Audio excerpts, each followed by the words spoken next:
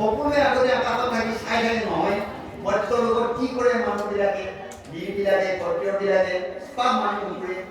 জীৱবিলাকে এই দেউতাসকলে চাই থাকে কি কয় আমি তেনেকে ধৰিছোঁ আই নামক চাই থাকে মানে আকাশৰ পৰা দেখি থাকে তেওঁলোকে তেতিয়া ক'লে বাহ দ্ৰৌপদী ধন্য ধন্য ধন্য এবাৰ মানে ধন্য ধন্য ধন্য বুলি কৈছে যে সাধু সঁচা সাধু দ্ৰৌপদী তুমি ধন্যবাদৰ পাত্ৰ তুমি যুগজয়ী তুমি কালজয়ী তুমি মহামহিৰথী হৈ জগত জিৰিবা এই দ্ৰৌপদী গতিকে পুত্ৰ বধি নিজ তাহাংক ক্ষমিলা নমিলা তুমি মাও তোমাৰ সমান শান্তি নেদেখি কৰিলা হেন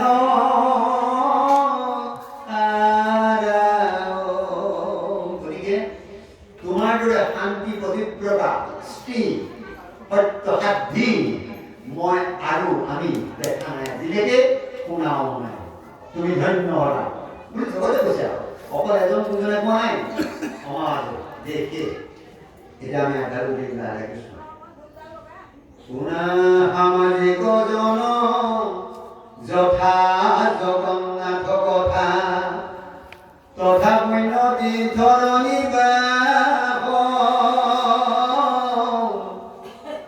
এই শ্ৰেণীৰ গুণস্থান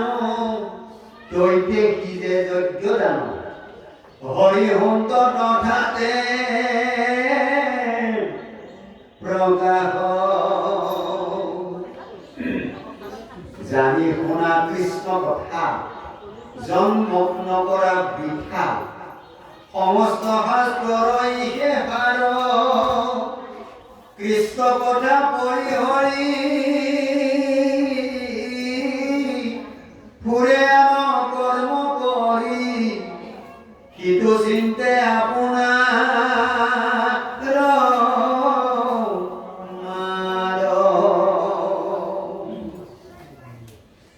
ৰাম ৰাম যাৰ নাম মাত্ৰে কৰি হেনয় বান্ধৱ হৈ কৰি আছা হিয়াত নিবাহ তাংক কৰি অনাদ অধময় বুধনৰ কৰয়ান কৰ্মত বিশ্বাস সেইজনৰ নাম গুণ শ্ৰৱণ কীৰ্তনেৰি আনত যদি অতি প্ৰীতি কৰে তাতকৈ অধম থাকিব পাৰেনে নৰ পৃথিৱীত নাই বুলি জানিবা তেওঁ কাষতে আছে আমি কিন্তু বেলেগত বিচাৰি আছো নহয় যিজন আছে ইয়াত থাকে ইয়াত আচন্ত হৈ আমি নিবিচাৰো সেইটো কাৰণে আন কৰ্মত আমাৰ বিশ্বাস নকৰে আৰু বেলেগ কাম কৰি আমি সময় নষ্ট কৰোঁ গতিকে সেইজনক অনাদৰ নকৰিবা শনিয়াত মাৰৈ কান্থি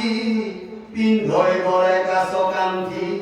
কোচতে আচন্তে মহাৰ হাতৰ মৃত তেজি মৰৈ যেন বিষ ভুঞ্জি ভৈল এহি পতন্ত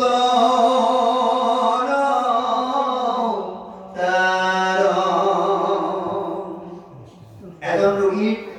সন্মুখত ঔষধ আছে এজন মনন্তা মানুহৰ সন্মুখত অমৃত আছে কিন্তু আমি বিচৰা নাই থাকা বিষৰ পাত্ৰটোহে হাতত তুলি লৈছোঁ তেতিয়া মৰিম নে অমৃত হ'ম জীয়াই থাকিম নে মৰিম কৈছে কাষতে ঔষধ আছে কিন্তু তুমি বিচৰা নাই ঔষধ মানে কাক কৈছে ঈশ্বৰৰ অমৃতময় নামৰ কথা কৈছে তাক এই বিষয় ৰোগী বিষ ভঞ্জিবলৈ দিয়া নাই সেইকাৰণে বিষয় বিষধৰ বিশেষ জলধৰ জীৱন নৰহে ফুৰ পুত্ৰ পৰিবাৰ অৱহি অহাৰ পদবোকাহে আৰু বহুজনাই কৈছে শেষ মুহূৰ্তত আমি কাক সাৰ কৰিম পুত্ৰ পৰিবাৰ ধন জন টকা পইচা গৰু গাড়ী কোনেও আমাক বচাব নোৱাৰে একোৱেই আমাৰ লগত নাযায় যাব মাত্ৰ কৃষ্ণ নাম পবিত্ৰ পৰম ই যাব পৰলোকৰ বৃত্ত হৈ আমাৰ লগতে ৰাম বুলি যাব লাগিব, কৃষ্ণ বুলি যাব লাগিব, হৰি বুলি যাব লাগিব। তাৰ বাহিৰে আমাৰ ৰাস্তা নাই। সেইকাৰণে কৈছে সাধৈ মহা সৰ্বসিদ্ধি ভগতৰ নৱনিধি মাধৱৰ অৰুণ চৰণ শৰণলৈ উপদাত নিতে পাত যদ্যপিও নেদেখা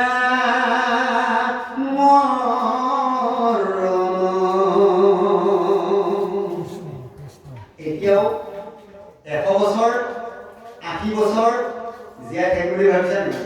যে সন্মুখত মৃত্যু, এইটো কথা মনত ৰাখিবা। আমাৰ আটাই কৈছিলে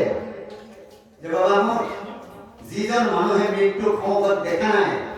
মৃত্যুৰ কথা বাৰু ভবা নাই, মৃত্যুক মনত ৰখা নাই, কেতিয়াও ভক্তি কৰিব নোৱাৰে। সদায় জীয়াই থাকিম, সদায় জীয়াই থাকিম, এজন মানুহ ভক্তি কৰিব নোৱাৰে। আৰু ল'ৰা ছোৱালী ডাঙৰ হওক, তাৰপিছত নাতিপতি হওক, তাৰপিছত বিয়া বাৰু দিয়া বিজয়ী হৈ তাৰপিছত লাহেকে নামঘৰলৈ যাম, নাম গুণ ল'ম, ভকত হ'ম, এইটো নহয়। সময় থাকোঁতেই সখী জীৱনৰ বাট কৰি যায়। জিতি ফুলে হাঁহি আজি ফুলনি খুৱাই তোলে, কালিলৈ বাঢ়ি মেলি ফুলে নাই। আমি আকৌ ডেকা হম না, ডেকা হম জানো? ইটো ডেকা হম বুলি ভাবি থাকিলে ডেকা হ'ব পাৰিম নেকি? সেই বাগানৰ প্ৰস্ফুটিত ফুলটোৰ দৰে আজি জগমগাই ঘূৰি উঠিছো, কালিলৈ লাহে লাহে যাম, কি আৰু নুফুলে। আমাৰো জীৱন যৌৱন আমি অতিক্ৰম কৰি অহা জীৱনত এটাই বস্তু পালোঁ, এই যৌৱন জীৱনত এবাৰে আহে, পিতৃ মাতৃ এবাৰে আহে, গুৰুজনকো এবাৰেই পায়। গতিকে আমি কি কৰিম? এতিয়া চাব লাগে যাতে আমাৰ শেষ মুহূৰ্ত সময় এতিয়া আয়ু যায় কালে কালে তেতি ফলে ধৰে কালে হেন জানি নিৰন্তৰে ৰামকৃষ্ণ বোলা, ৰামকৃষ্ণ বোলা ভাই, ৰামকৃষ্ণ বোলা। এতিয়া আমাক সেইটো কৈছে। গতিকে শেষ মুহূৰ্ত এইখিনি মৰণ তুমি যদি দেখা নাই নহ'ব, তোমাৰ আয়ু পাত যাব। এতিয়া মোৰ শৰণ লৈ এক মনে এক ধ্যানে তুমি মোক চিন্তা কৰিবা। আমি শেষত এটা কৰি পিছত আজি আদায় কৰিব সকলোকে মোৰ লগে লগে যি পাই গাই যাবলৈ অনুৰোধ জনাব। কৃষ্ণ যত হবে ধান্দা নামক বান্ধা মৰণ সমৰ হৰিনাম নমৰা বিষয় ভুলে কৃষ্ণৰ দিন কৰে বোলে সকলোৱে ভুকিও সদায় হৰিনাম ৰাম ভুকিও